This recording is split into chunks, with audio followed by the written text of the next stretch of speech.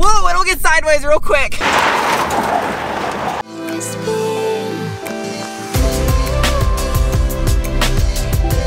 Hello, you wonderful consumers of internet things. It's your favorite pretend scientist in a cheap Amazon lab coat, Sarah, here with another truck review.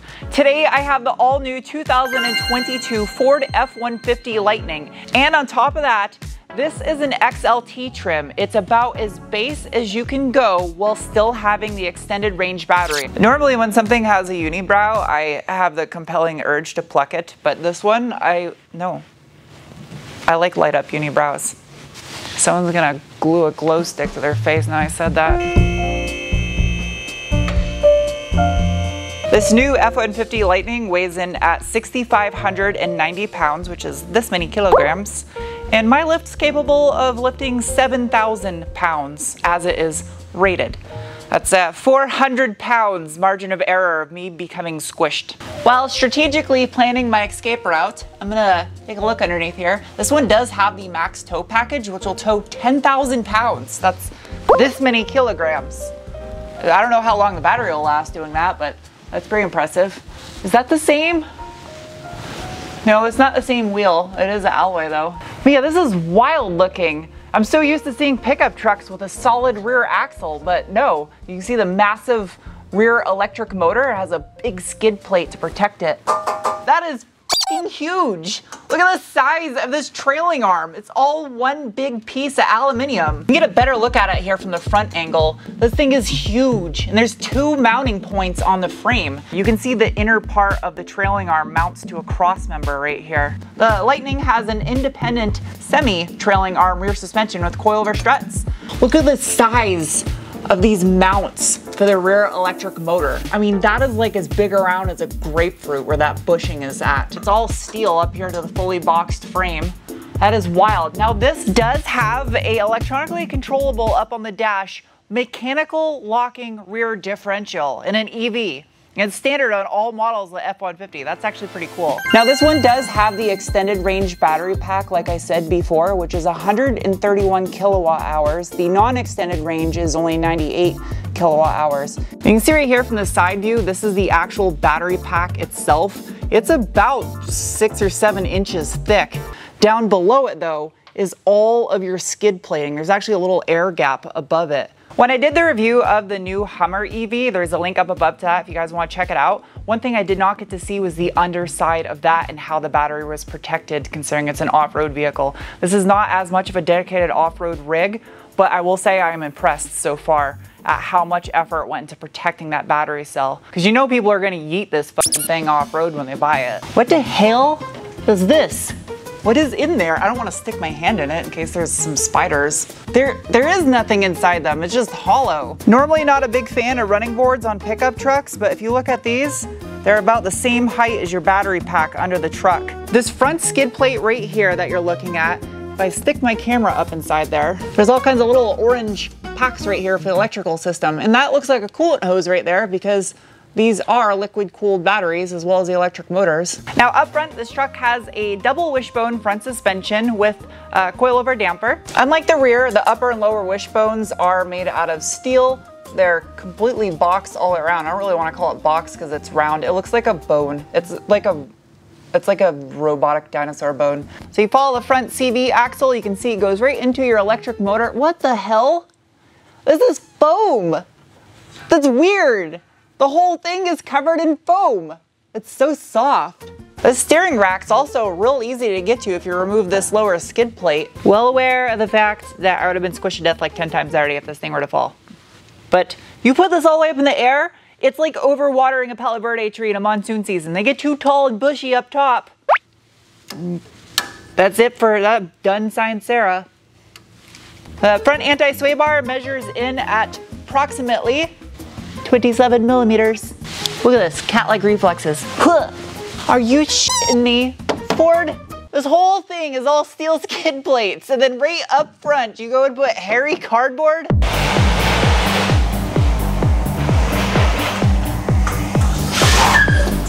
Okay, it's time for the braking test.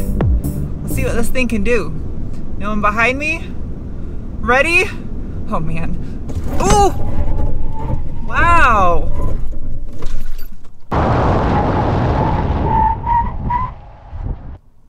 surprising. I mean, this is a heavy truck. It was kind of like, I don't know, I felt like I was on a roller coaster or something. The way it was braking, it was like a dolphin in Jello. Braking was just made possible thanks to a set of 355mm or 14-inch front rotors, as well as a fairly healthy 2-piston front caliper. The wheels are a 20 by 8.5 with a positive 44mm offset. Got this gloss gunmetal I'm electric aero look to them. Also gotta give some credit to the electric motors with the regenerative braking process. Regenerative. The tires, they are a 275/60 20-inch General Grabber Hits 60. As far as the rears go, they are a 350.5mm or a 13.8-inch rotor with a single pot caliper, and the wheel and tire, same size as up front. Also, side note, this Lightning badge, it's not a sticker, it's actual badge. It's done in Grabber blue and black font. Love that. In the name of science, I am now going to give this thing the E-beans. I have to conduct a bolstering assessment first. No, fail on the bolstering assessment. But I like the fact that the seats are cloth. They're really comfortable. They're heated as well, and same with the steering wheel. The steering wheel is heated. As far as drive modes go, I have normal, sport, off-road. Oh, one pedal drive paused. It changes my gauge cluster. The colors and stuff are different. And then if you scroll down under off-road, you can see it does have the option for the locking differential. And then tow haul. What's nice about the Max tow package is it actually has additional cooling for the batteries and motors. I'm going to keep it in sport. I'm also gonna defeat traction control. Hold that down for advanced track off. Let's see what this thing can do. Ready? Go. Oh, jeez. Oh, it made spaceship sounds before I let off the brake. Oh, that's already good enough.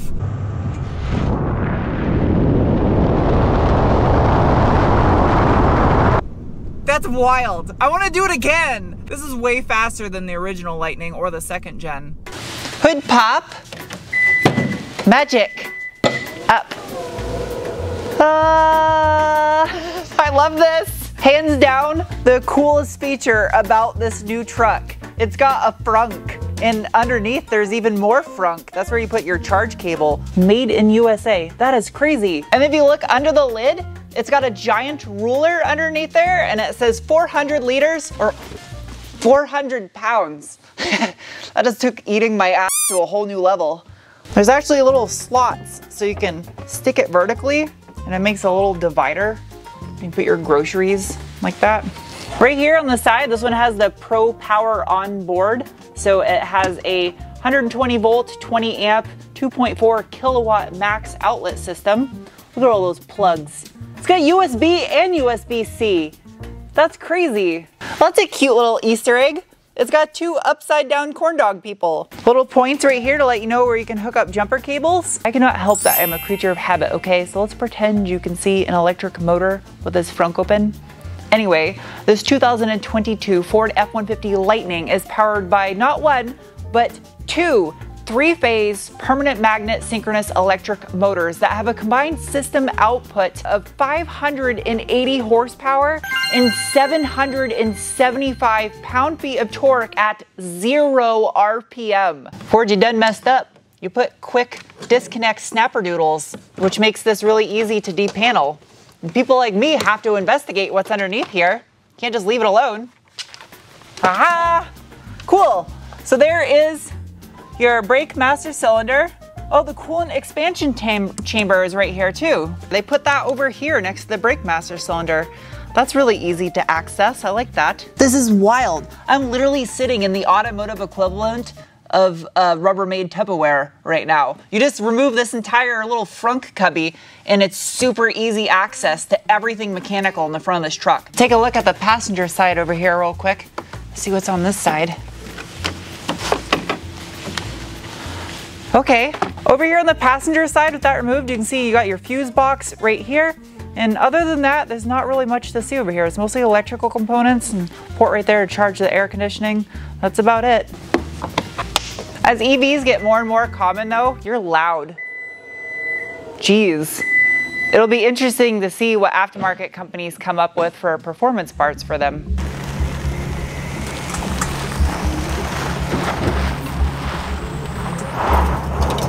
I am super curious how this thing is gonna do off-road. It has terrible tires on it for off-roading, but that's an even better challenge to see how the actual piece of machinery can do without the aid of good tires. I'm gonna go into my menu, select off-road mode,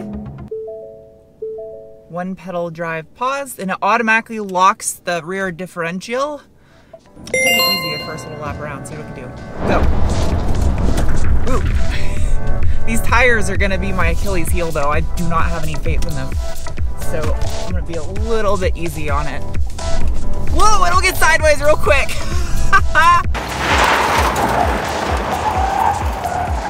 Yeah, my tires are squealing on dirt. No faith in these. Woo. Yeah, it's still really smooth off-road. ABS getting angry.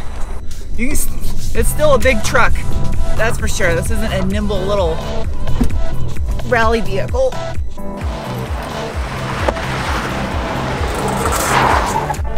Wow. Surprisingly doing well though for how big it is. A little sideways right there. Go out wide. ABS getting angry. A little bit of oversteer and understeer. That was weird. Yeah, wow. I wish I had a regular like Coyote powered F-150 to test back to back with this. Not bad at all. I'm gonna do the hill climb test. It's in off-road mode already, which means the rear diff is locked. And I'm not letting any air out of the tires. I don't do that in any of my reviews. I want to keep it fair. This thing only has 8.9 inches of ground clearance and 25.4 degree approach angle. So it's got a big air dam in the front. It's not even an FX4 off-road package. I don't think they have one for the Lightning. Wow, I will say this though. EVs are brilliant at throttle control for off-roading. Oh, this is amazing. Now we put it in off-road mode, it does make the throttle less sensitive as it is, but this is great. Oh, the A10 flying over. Trail cam. Man, this is so slick. This is fucking nerve-wracking. I don't want to slide. This is phenomenal at throttle control. It is so smooth. Come on. I'm gonna go to the right just a little bit.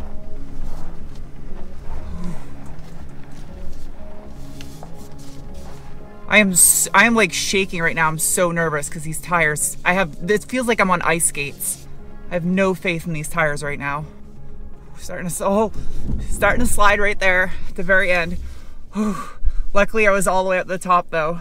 I never considered EVs for being good at off-road. I just figured if you're off-roading, you're out in the middle of nowhere, there's no charging infrastructure, it'd be terrible for it. But they can control the throttle so precisely and there's so much torque everywhere. Just instant torque when you need it. So you don't have to rely on any momentum, whatever. This is like perfect for off-roading. The first thing that stood out to me when I first hopped in this truck is just how much it feels like any other F-150. It did not stand out to me as anything special or different. And I think that's a good thing because if you're buying this as just a replacement for a regular F-150 or internal combustion engine and you're giving an EV a shot, you're gonna feel at home in this thing. Robotic shifter. Work surface. Plenty of outlets on this thing. USB-C, USB. Backseat legroom is no different than any other F-150. Plenty of room back here. No center folding armrest, but this is definitely NAP approved. Adjustable pedals. Party wheelie cones, automatic front lid, and tailgate. This isn't the Bang & Olufsen sound system, but it doesn't sound too bad. Also has navigation, as well as fruit and robot compatibility. And this option right here, the Pro Onboard Power Package, which is great if you're a contractor and need to run your tools off of this truck. Traditional glove box, as well as an upper glove box that no one will keep gloves in either one of them. Now this does not have rear wheel steering, but I have the wheel cut all the way. And can I make it? No, that's about average, I'd say, for a pickup truck of this length. Now, when you're driving on the road though, having all that torque all over the place is super addicting, and you're gonna wanna do asshole shit on the roads. Because when you punch it at like 30 miles an hour, it will break all 4 tires loose. This thing is ridiculous, and it's fun. I absolutely love driving this thing, but it comes with a price. This thing, compared to other EVs I've reviewed, takes quite a bit longer to charge. So just initially hopping in the truck, I'm gonna start it up. It's got 100% charge, and it says my range is 289 miles. And it all depends on the current conditions outside, temperature, a lot of other factors come into play of what your total range is. Now look, it's a different day, charged 100%. Ambient temperature outside is 82 degrees Fahrenheit. Now it's showing the estimated range 309 miles. And even if you have a level 2 charger at home, 19 hours on 240 volt is not usable. If you have the Ford at-home charger you can get, it charges quite a bit quicker and makes it usable, but you can't rely just simply on a level 2 or a level 1 cable like what comes with the truck. This is on a level 1 110 volt wall outlet charger right now. It'll be 100% complete charged Friday at 12:46 p.m. It's currently Wednesday at 12:27 p.m. I've kept this truck plugged in constantly when I've had it, and only driven it short little stints so that way I can keep the battery up. But this thing is definitely a truck that relies heavily on a charging infrastructure. You need to have those fast charge stations nearby, or the optional Ford charger that you can get for this thing. All in all, if you take into consideration we're kind of in our second infancy of EV vehicles, I mean, we tried it like 100 years ago, so I have to say it's our second infancy, but whatever. The actual piece of machinery, I think, is off to a great start, and there's room to improve, but all in all, for most people that buy a pickup truck and don't really use it as a tool, it's more of a fashion accessory, I think this truck will do great. Let's give this thing some scores, starting with the coveted Bean score as assessment on a 1 to 5 scale based on the feeling you get in your gut when you give it the, in this case, e-beans. And this 2022 Ford F-150 Lightning with the extended range battery pack is getting a rating of, you like this? Next is the cookie score. It's an assessment on a 1 to 5 scale based on what you get for what you spend, assessment of value. And this XLT model with a couple options groups added to it in the mid $70,000 range is getting a rating of, ta-da! I think the real disappointment is the fact that you can't get the extended range battery on the base Pro model. Next is the mechanic score, is assessment on a 1 to 5 scale based on how much of an ass pain something is to work on. 5 being easy, 1 being a nightmare, and this truck's getting a rating of, Don't act like you're not impressed by my special effects. Anyway, yeah, I mean, I think it'd be a pretty easy truck to work on, me personally. Next is the meatball score. It's assessment on a 1 to 5 scale based on a vehicle's off-road capabilities. And this F-150 Lightning XLT is getting a rating of 2.6 meatballs.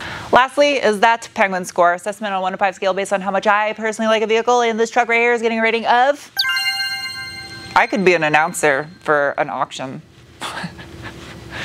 I like this truck a lot. The only thing that I wish Ford would offer is a single cab short bed version of the Lightning, because that's a Lightning right there, a single cab short bed. I can't wait till they come out with a Probe though, because that also fits the EV world. A Ford Probe, yeah. Anyway, hope you guys enjoyed this review, and I'll see you soon with another. Bye.